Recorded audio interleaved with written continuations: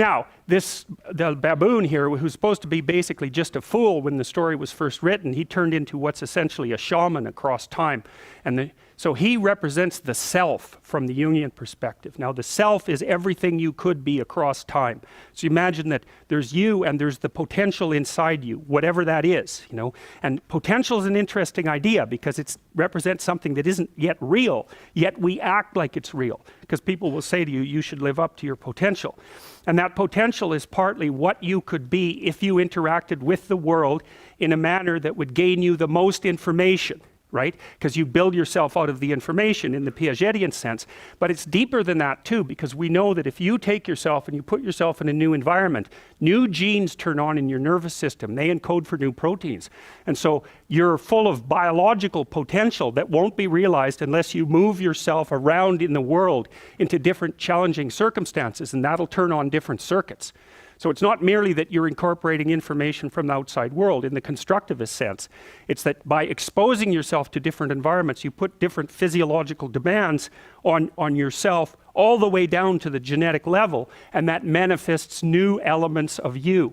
And so one of the things that happens to people, and this is a very common cultural notion, is that you should go on a pilgrimage at some point to somewhere central, and that would be, say, like the Rock in the Pride Rock in The Lion King, because you take yourself out of your dopey little village, and that's just the little bounded you that everyone knows and that isn't very expanded, and then you go somewhere dark and dangerous to the central place, and while you do that, you have adventures and they toughen you and pull more out of you, like partly because you're becoming informed, which means information.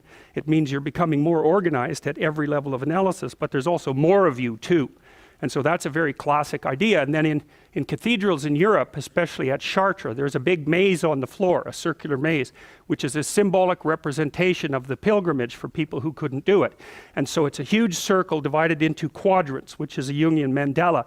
And you enter the maze at one point, and then you have to walk through the entire maze, north, east, west, and south, before you get to the center. And the center is symbolized by a flower that's carved in stone. It looks like this. It's big, this maze, eh? It's large, so that you can walk it. And that's a symbolic pilgrimage. It takes you to the center. That's the center of the cross, because it's in a cathedral, and that's the point of acceptance of voluntary suffering. That's what that means. And so you walk through, Jung called that a circumambulation. You go to all the quarters of the world to find yourself. And so, well, the self is the baboon in this particular, I think he's a mandrill actually, in this particular representation. And he lives in the tree. He lives in the tree of life. It's a baobab tree in this particular. So he's the spirit that inhabits the tree of life. And he's the eternal wise man. That's a way of thinking. So is the king, but he's sort of a superordinate king or an outside king in some sense. He's the repository of ancient wisdom, and the king is the manner in which that wisdom is currently being acted out in the world.